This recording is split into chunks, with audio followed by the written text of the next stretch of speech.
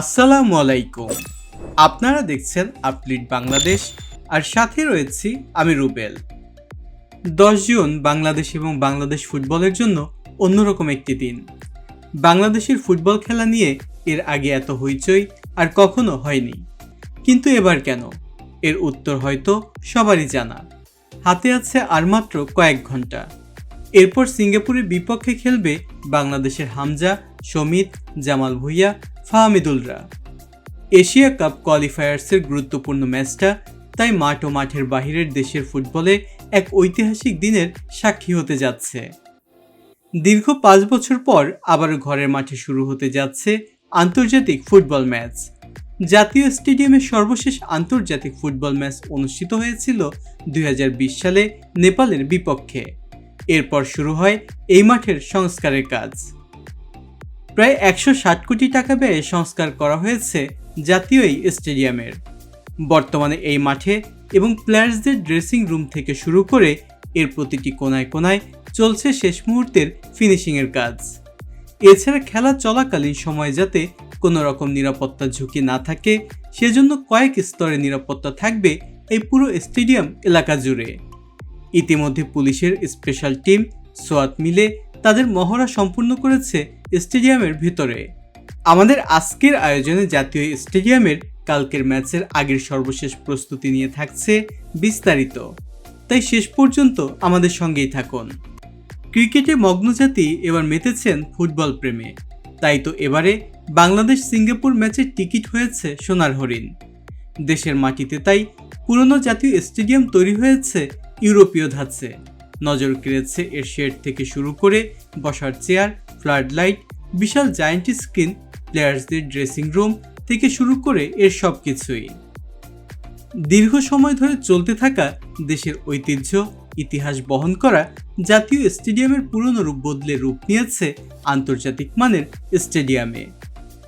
দুই দলের প্লেয়ার্সদের জন্য করা হয়েছে আলাদা আলাদা রুম। শীততাপ নিয়ন্ত্রিত রুমগুলোকেও নতুন করে সংস্কার করা হয়েছে। এই রুমের সাথেই তাদের জন্য রাখা হয়েছে ওয়াশরুম এবং আইস বাথ নেওয়ার ব্যবস্থাও। বিশাল এই রুম ছাড়াও দুই দলের প্লেয়ার্সদের জন্য রয়েছে আরও আলাদা 2টি রুম। এগুলোর সাথেও রয়েছে একই ব্যবস্থা। এছাড়া এখানে আধুনিক সব ইকুইপমেন্ট নিয়ে তৈরি হয়েছে জিমনেশিয়ামও। বাংলাদেশ সিঙ্গাপুর ম্যাচ উপলক্ষে ডিএমপির বিশেষ নিরাপত্তা মহড়া দেখার সুযোগ হয়েছে আমাদের এই প্রথম। মহড়ায় ডিএমপির বিশেষ টিমের নেতৃত্বে সোয়াত টিম, ডিসপোজাল টিম এবং K9 টিম অংশগ্রহণ করে। মহড়ার মূল উদ্দেশ্য ছিল জরুরি পরিস্থিতি মোকাবেলায় কৌশল ও সক্ষমতা প্রদর্শন এবং সঠিক নিরাপত্তা ব্যবস্থার প্রস্তুতি যাচাই করা। ম্যাচ চলাকালে দর্শক এবং খেলোয়াড়দের নিরাপত্তা নিশ্চিত করার উদ্দেশ্যেই এই মহড়া অনুষ্ঠিত হয়।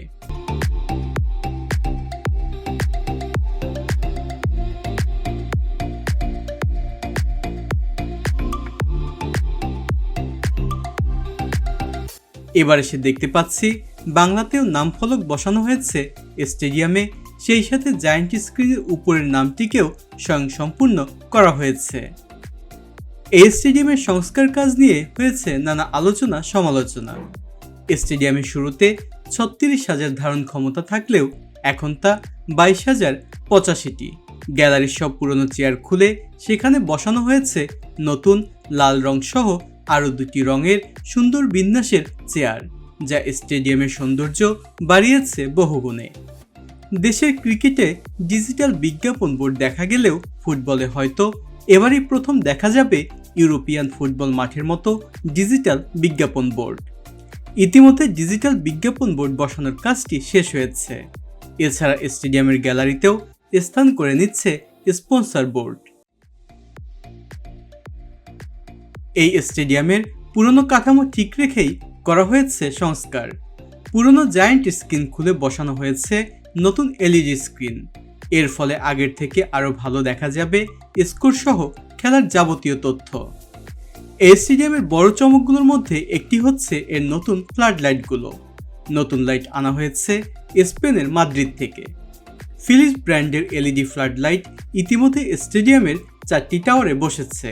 ফ্লাড লাইটের টাওয়ারগুলো পুরনো হওয়াতে লাইটের ভার নিতে পারবে না বলে কিছু লাইট বসানো হয়েছে শেডের ক্যানোপিতে।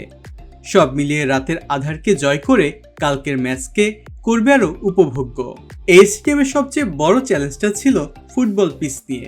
সামান্য বৃষ্টিতে খেলার মাঠ অযোগ্য হয়ে পড়ত, তাই বিদেশি ফর্মুলা অনুযায়ী 14 ইঞ্চি পর্যন্ত মাটি উপড়ে ফেলে বিশেষ পদ্ধতিতে তৈরি করা হয়েছে এবারের ফুটবল পিচ, যেখানে হামজা, সমিত, জামাল ভুঁইয়া, ফাহমিদুলরা সহ পুরো বাংলাদেশের ফুটবল টিম দাপিয়ে বেড়াবে কাল সিঙ্গাপুরের বিপক্ষে। এছাড়া এই মাঠের ঘাস নিয়েও অনেকেরই কমপ্লেন থাকলেও এখন কিন্তু বেশ ভালো লাগছে দেখতে। তবে আন্তর্জাতিক ম্যাচকে সামনে রেখে মাঠের ঘাসকে কোনো ডিজাইন করা হলে আরও সুন্দর লাগতো। এ ব্যাপারে আপনাদের কি মতামত? তবে আলোচনা সমালোচনা ছাপিয়ে লেগেছে সবকিছুতেই উন্নতির ছোঁয়া। দুই দলের ফুটবলারদের জন্য প্যাভিলনে এসেছে আধুনিকায়ন, অ্যাথলেটিক ট্র্যাক, সাব স্টেশন, সরঞ্জাম স্থাপন, আধুনিক media centre, ticket counter, dope test room, medical chamber, VIP box, president box সহ তৈরি হয়েছে নানা ধরনের আধুনিক সুযোগ সুবিধার ব্যবস্থা। সব মিলিয়ে 80 কোটি টাকা বাজেটের প্রকল্প এখন দাঁড়িয়েছে 160 কোটি টাকার প্রকল্পে। তবে এত কিছুর পরও এখন অপেক্ষা এই মাঠে ফুটবল খেলা দেখার। কর্তৃপক্ষ থেকে জানা গিয়েছে এখানে এখন শুধুমাত্র আন্তর্জাতিক ম্যাচগুলোই আয়োজন করা হবে।